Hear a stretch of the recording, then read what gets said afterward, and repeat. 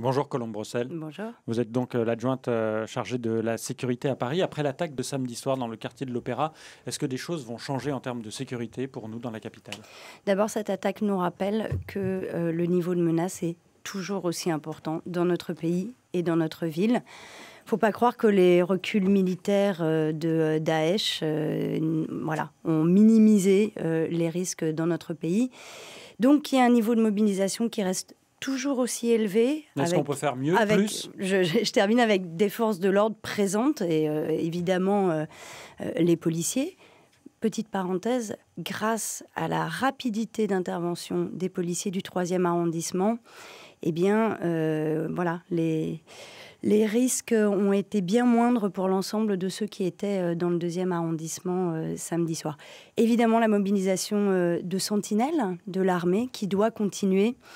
Il faut maintenir un niveau de vigilance, et y compris de chacun et chacune d'entre nous. Et c'est peut-être ça le message qui doit aujourd'hui passer. Nous ne devons pas baisser la garde, nous devons rester toujours aussi mobilisés, les uns et les autres. N'est-ce pas un peu frustrant quand on est en charge de la sécurité à Paris et des Parisiens d'être impuissante face à ce genre d'attaque, un homme seul au couteau? Ça rappelle que c'est un défi de tous les jours, y compris sur le niveau de mobilisation des uns et des autres. On ne doit jamais baisser la garde.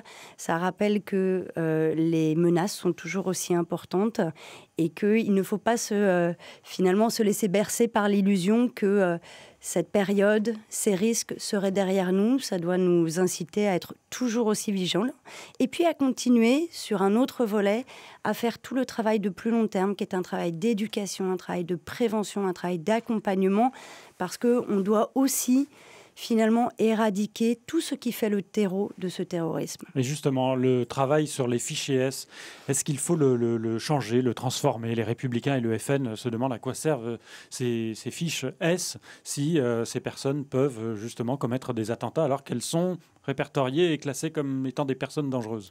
C'est un débat qui ressort à chaque nouvelle attaque terroriste. Ça veut dire que la question se pose. Et on voit bien que ce n'est pas en changeant l'arsenal législatif qu'on arrive à éradiquer le terroriste islamiste. On a quasiment une loi par an dans notre pays et on voit bien que ce n'est pas uniquement par la loi qu'on arrive à éradiquer le terrorisme islamiste. Il faut des services de renseignement encore plus nombreux, encore plus présents et qui coordonnent l'ensemble de leurs actions. C'est surtout ça le sujet. On ne va évidemment pas mettre en prison, c'est la demande surréaliste de Laurent Wauquiez, mettre en prison toutes les personnes qui sont fichées S. Ça n'est pas le sujet. Mais il faut des services pour certains, c'est le sujet, si. Y compris d'un point de vue politicien, c'est le sujet. On a aujourd'hui un service de renseignement qui utilise ce fichier S pour surveiller des gens sur un spectre qui va de l'extrême droite à l'extrême gauche, en passant par la radicalisation, notamment islamiste, mais pas que. Il habitait, ce jeune homme terroriste, aujourd'hui, dans le 18e arrondissement, rue Pajol, dans un hôtel, avec ses parents qui sont aujourd'hui en garde à vue. Aviez-vous été alerté? Avez-vous des informations? Pas le moins du monde. C'est un débat qui revient régulièrement. On nous a beaucoup sollicité, par exemple, en disant: est-ce que vous voudriez connaître les personnes qui, dans votre ville, sont fichées S? Nous, ça n'est pas notre travail, comme municipalité, comme élu, d'avoir ce type de connaissances. Mais comme adjointe à la sécurité, Colombe Brossel, est-ce que ce n'est pas votre travail? Je redis, nous, on a eu besoin, par exemple, de construire, après 2015 notamment, des process sur nos agents. Les 55 000 agents de la fonction publique parisienne, on a mis en place des process en lien avec les organisations syndicales. Vous savez si vous avez des fichiers S dans votre administration? Et on n'a pas besoin de le savoir. On a besoin, nous, de transmettre aux autorités policières et judiciaires les sujets qui peuvent nous remonter et ensuite à eux de faire leur travail. Et moi, je discute régulièrement avec des maires, avec des adjoints aux maires en charge de la sécurité. Nous, on n'a pas besoin d'avoir ces informations parce qu'on ne saurait pas quoi en faire. Par contre, faire en sorte que les services de renseignement soient suffisamment nombreux et suffisamment équipés, au sens le plus large, pour travailler sur ces personnes, ça oui, c'est une nécessité. Mais je le redis, il n'y aura pas de risque zéro, pas avant longtemps. Le niveau de menace n'a pas baissé dans notre pays. Il faut aussi que nous intégrions cela. Vous avez annoncé, Colombe Brossel, que la cellule animée par Paris Aide aux victimes a été réactivée et activée pour un soutien psychologique et juridique aux victimes de cette attaque de samedi soir. Combien de personnes ont été prises en charge? Dans la nuit même, à l'Hôtel-Dieu, aux urgences de l'Hôtel-Dieu, une cellule d'accompagnement psychologique a été ouverte et il y a environ une vingtaine de personnes qui s'y sont rendues. Et puis, cette cellule, elle est restée active hier. Très peu de gens y sont allés. Paris Aide aux victimes prend le relais avec un accompagnement qui peut être autant de nature psy que juridique. Et les gens vont y venir au fur et à mesure. Malheureusement, on commence à avoir un petit peu d'expérience sur ces sujets-là. Tout le monde ne réagit pas de la même manière. Tout le monde ne vient pas dans les heures qui suivent une attaque terroriste. Donc elle reste active encore longtemps. Bien sûr, parce qu'il y a des gens qui vont avoir besoin, plusieurs jours après, de pouvoir aller parler à un psy. Colombe Brossel, vous êtes adjointe à la sécurité à la mairie de Paris.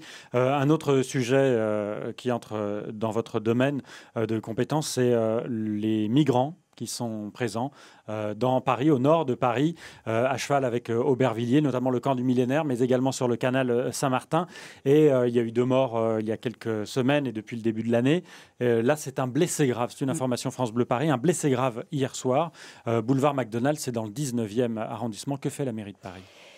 Nous réclamons à corps et à cri que le gouvernement mette en place une opération de mise à l'abri. On ne peut pas laisser depuis plusieurs mois, des milliers de personnes dormir sur les rues de Paris. On a alerté en disant que le niveau de tension montait sur ces campements de rue, qu'on allait avoir un drame. 2 morts la semaine dernière, un blessé grave hier.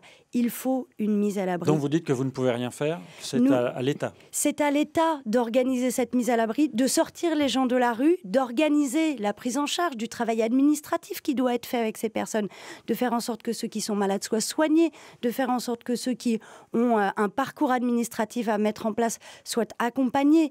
Il faut le faire parce qu'aujourd'hui, on est vraiment avec un sujet de trouble à l'ordre public, mais justement, humanitaire Brossel, et de trouble à l'ordre public. En tant que mairie de Paris, est-ce que vous ne pouvez pas empêcher que l'espace public soit occupé ?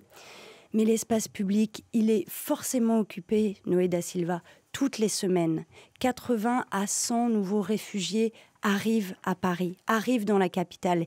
Il n'y a plus de lieu pour les accueillir. L'État nous a demandé de démonter le dispositif qui était à la porte de la Chapelle. Nous l'avons fait.